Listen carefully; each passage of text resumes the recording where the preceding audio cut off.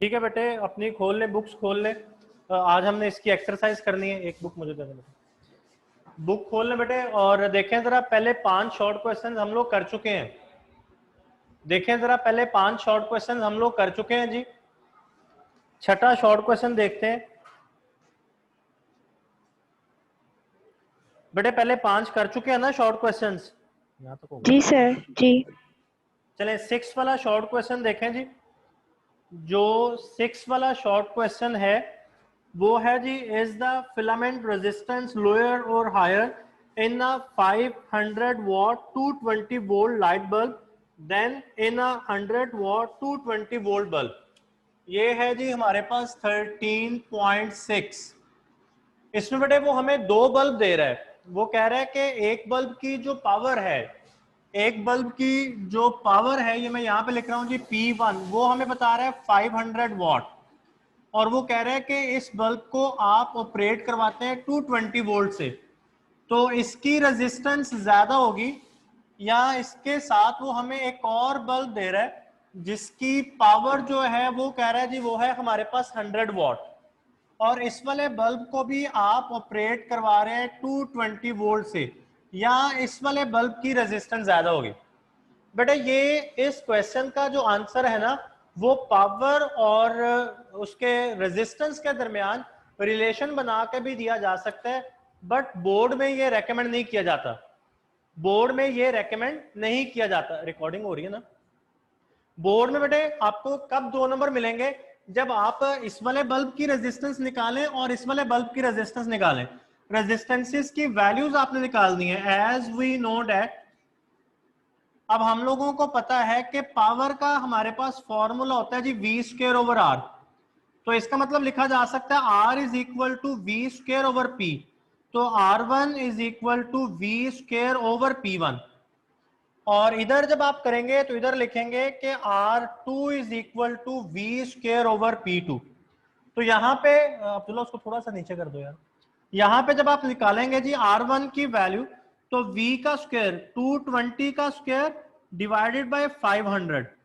इसको आप जरा कैलकुलेटर पे सॉल्व करके देख लें जी, क्या आंसर आएगा। इसको आप कैलकुलेटर पे सॉल्व करके देखेंगे तो इसमें मेरे ख्याल से 98 या 96.8 शायद इतना आएगा। 90 6.8 ओम। और इधर बेटा जब आप वैल्यूज पुट करेंगे तो R2 इज इक्वल टू 220 का स्क्वायर डिवाइडेड बाय 100। तो इधर जब आप करेंगे तो 484 ओम आपके पास आंसर आएगा। अब देखें जी, अब आपने आंसर बताना है कि किस बल्ब की रेजिस्टेंस ज्यादा होगी। तो आंसर फिर जब आप यहां पे लिखेंगे, सो रेजिस्टेंस ऑफ, हाँ जी, so resistance of 100 watt and 220 volt bulb is higher. Higher लिख लें, ग्रेटर लिख लें देन 500 वॉट 220 वोल्ट बल्ब। ठीक है जी, आपने पहले रेजिस्टेंस की वैल्यूज निकाली और रेजिस्टेंस की वैल्यूज निकाल के फिर आपने बता दिया कि जो 100 वॉट वाला बल्ब है, मैंने उल्टा, हाँ, उसकी रेजिस्टेंस जो है 500 वॉट वाले बल्ब से ज्यादा होगी। बेटा नहीं, वो नहीं करना, मैंने इसीलिए पहले बताया कि वो नहीं, हाँ लिख सकते हैं। सो P1 P2 is greater than P1, इस तरह आप लिख सकते हैं। लेकिन देखिए, अगर आप ये कहें ना कि इसका आंसर आप इस तरह से लिख दें, बंद होगी है। अगर आप ये कहें कि जी आप इसका आंसर यहां से निकाल लें कि हमारे पास जो पावर है ये V²/R और R जो है ये V²/P, और आप लिखें कि जी R is inversely proportional to P, तो यहां से भी आंसर निकल आता है कि जी जिस बल्ब की जो पावर है वो ज्यादा, उसकी रेजिस्टेंस कम होगी। बट बोर्ड में आपको इस तरीके के 2 नंबर नहीं मिलेंगे। बोर्ड में आपको इसके 2 नंबर नहीं मिलेंगे। बोर्ड में आपने ये इस तरह से करना है, पूरा अपने रेजिस्टेंस जो है वो कैलकुलेट करके फिर आपने क्या करना है, वो बताना है कि जी किस बल्ब की रेजिस्टेंस जो है वो ज्यादा है और किस बल्ब की रेजिस्टेंस जो है वो कम है। क्या चाहिए बेटे? कुछ नहीं। ठीक है, क्लियर है अब्दुल्ला? इस यहां से बेटे आंसर लिखा जा सकता है, बट इसके 2 नंबर नहीं मिलेंगे, तो इसमें फिर आपको ये सारा करना पड़ेगा। आगे वाले जो शॉर्ट क्वेश्चंस आप कर चुके हैं 13.7, describe a circuit which will sir जी जी सर ये P is equal to V square over R वाला फॉर्मूला हम पैरेलल कॉम्बिनेशन में इस्तेमाल करते थे। क्या, दोबारा बोलो बेटा सवाल। सर ये जो जो हमने फॉर्मूला इस्तेमाल किया V स्क्वायर ओवर R वाला, ये हम पैरेलल कॉम्बिनेशन ऑफ रेजिस्टर्स में इस्तेमाल करते थे। हाँ हाँ, ये वाला पैरेलल वाला, ये वाला फॉर्मूला लगेगा ना बेटे। देखो पावर गिवन है और वोल्टेज गिवन है, तो फिर हमारे पास ऑप्शन ही और कोई नहीं बचती, सिर्फ यही वाला रिलेशन बचता है हमारे पास, इसलिए हम ये वाला रिलेशन इस्तेमाल कर रहे हैं, वी स्क्वायर ओवर आर वाला। ठीक है सीरीज वाला नहीं लग सकता इसमें? बेटे, series I square R, I किधर से लेके आओगे? P is equal to I square R, आपके पास आई भी नहीं होगा आर भी नहीं होगा, सिर्फ पावर है, वो कैसे इस्तेमाल कर सकते हो आप? ठीक है, चले आगे। आगे बेटे 13.7 देखें जी। 13.7, ये लाइट बंद कर दो वो वाली, वो बल्ब बोर्ड क्लियर नहीं आ रहा, वो वाली भी बंद करके देखो एक बार। हाँ बंद, अब सही है, डार्क हो गया ना, रहने दो, ये भी ना चलाओ, तो सिर्फ एक लाइट काफी है। बेटे नजर आ रहा है ना बोर्ड क्लियर? अब्दुल्ला समी बोर्ड बेटे सही नजर आ रहा है, रीडेबल है ना? Yes sir. ठीक है, आई होना चाहिए ना, करंट होना चाहिए। ये इसको क्या कर रहे हो अब्दुल्ला?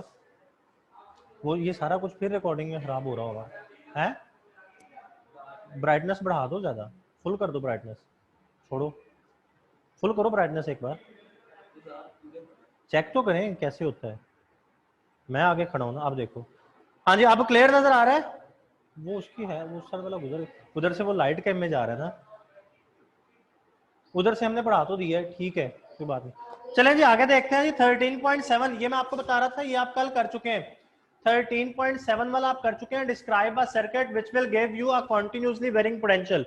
ये मैंने कल जो आपको as a potential divider, potentiometer as potential divider जो पढ़ाया था, वो वाला पार्ट आपने इसमें लिख देना है कि potentiometer is a circuit which will give us a continuously varying potential, और उसमें आप डायग्राम बना देंगे जो कल आपको बनवाई थी। नहीं मैथमेटिकल, उसमें इक्वेशन उसका फॉर्मूला लिखेंगे ना। उसके बाद बेटे 13.8 है, explain why the terminal potential difference of a battery decreases when the current drawn from it is increase. इसका आंसर भी आप कर चुके हैं, लेकिन मैं आपको बता देता हूं यहाँ पे।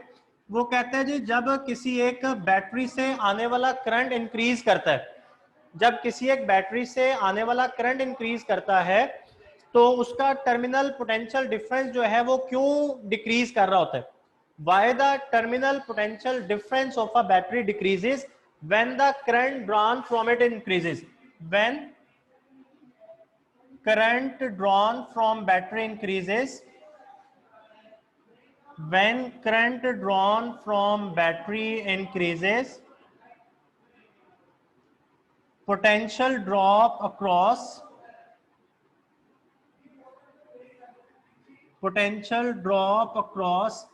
internal resistance increases as VT is equal to E minus IR। चला दो ये वाली लाइट यार, मेरा वो इमेज उसके ऊपर, ये दूसरी दूसरी दूसरी, हाँ ये वाली, देखा वो लाइट चलते ही ठीक हो गया। अब देखा जी, ये मैंने एक इक्वेशन लिखी है, VT is equal to E minus IR। अब इसमें VT हमारे पास टर्मिनल पोटेंशियल डिफरेंस है, E जो है ये हमारे पास EMF ऑफ द सोर्स है जो फिक्स रहेगा, और IR हमारे पास potential drop across internal resistance है। तो जब I इंक्रीज करेगा तो ये वाली टर्म इंक्रीज करेगी, तो जब ये वाली टर्म हमारे पास इंक्रीज करती है तो फिर हमारे पास E में से माइनस होने वाली टर्म बढ़ जाती है, तो VT हमारे पास क्या कर जाएगा? डिक्रीज कर जाएगा। आप नीचे लिखना चाहें तो लिख सकते हैं as E remains constant, so VT decreases as IR increases। ठीक है जी, ये एक दो लाइनें आप उसमें भी पढ़ेंगे तो आपको इसी तरह लिखी हुई नजर आ रही होंगी। आगे जी लास्ट शॉर्ट क्वेश्चन है, वो भी आप कर चुके हुए हैं। What is Wheatstone bridge, how can it be used to determine an unknown resistance. आप व्हीटस्टोन ब्रिज सर्किट की डेफिनेशन लिखेंगे, इसकी सर्किट डायग्राम बनाएंगे, और इसके बाद बिल्कुल एंड पे जो एक मैंने आपको इसका पॉइंट बताया था जिसमें आपने बेटे अननोन रेजिस्टेंस वो RX का फॉर्मूला लिखा था वो इसमें लिखेंगे। मेरा ख्याल है शॉर्ट क्वेश्चंस में अब किसी को कोई प्रॉब्लम नहीं है, शॉर्ट क्वेश्चंस में अब किसी को कोई प्रॉब्लम नहीं है। एक न्यूमेरिकल जी सिर्फ हमने करना है 13.3, 13.1 2 4 एंड ये बेटे 13.3 जो न्यूमेरिकल है ना ये मैं करवा रहा हूं जी आपको। 13.3 इसमें कहता है find the equivalent resistance of the circuit. अब सबसे पहले मैं इधर सर्किट बना रहा हूं, ये अगर आप इधर गौर से देखें तो इधर उसने दो रेजिस्टेंसेस पैरेलल में लगाई हुई हैं और दोनों जो है वो 6 ओहम और 6 ओहम की है। एक रेजिस्टेंस उसने इधर लगा दिया जी 3 ओहम की और इधर उसने बैटरी लगाई हुई है एक 6 वोल्ट की। किधर है? हाँ किधर? अभी बेटे इस क्वेश्चन में वो कह रहा है जी आपने इक्विवेलेंट रेजिस्टेंस बतानी है, आपने R इक्विवेलेंट बतानी है इस सर्किट की total equivalent resistance, total current drawn from the circuit I total आपने बताना है इस सर्किट में कितना टोटल करंट फ्लो कर रहा होगा, and the current through each resistor, और हर रेजिस्टेंस में से जो करंट गुजर रहा होगा ये आपने बताना है। ठीक है जी, ये टू फाइंड में आप बताएंगे। अब देखें इसको जब आप सॉल्व करेंगे सबसे पहले यहां पे ये चीज ध्यान में रखें कि दो रेजिस्टेंसेस, मैं इनको नाम दे देता हूं, ये R1 है मेरे पास, ये R2 है मेरे पास और ये R3 है मेरे पास।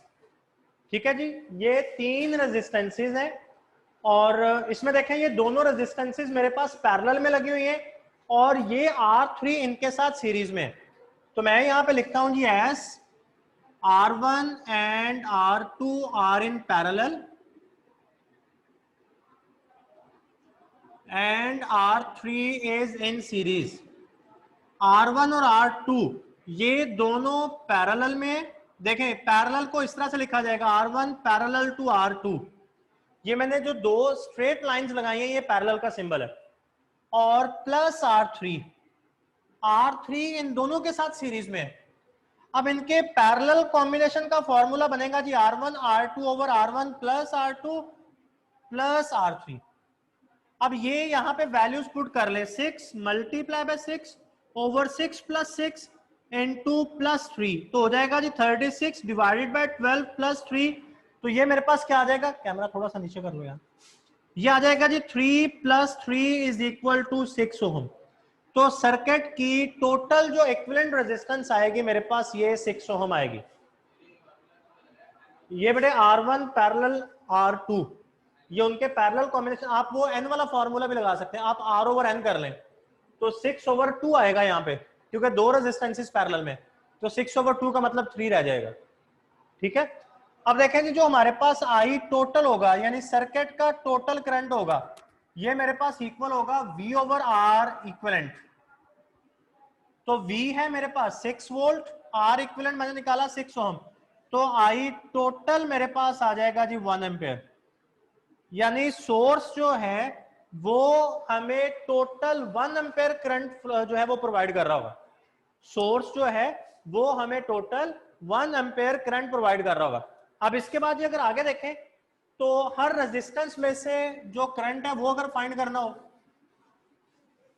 तो R1 और R2 ये दोनों चौके लगी हुई हैं बेटे पैरेलल में, और फिर यहाँ पे बड़ा ही आसान हमारे लिए हो जाता है ये कह देना कि यदि चौके दोनों सेम वैल्यूज की हैं तो दोनों में से हाफ हाफ करंट जाएगा। तो मैं यहाँ पे सिर्फ एक सेंटेंस लिखूंगा as R1 is equal to R2 and R in parallel,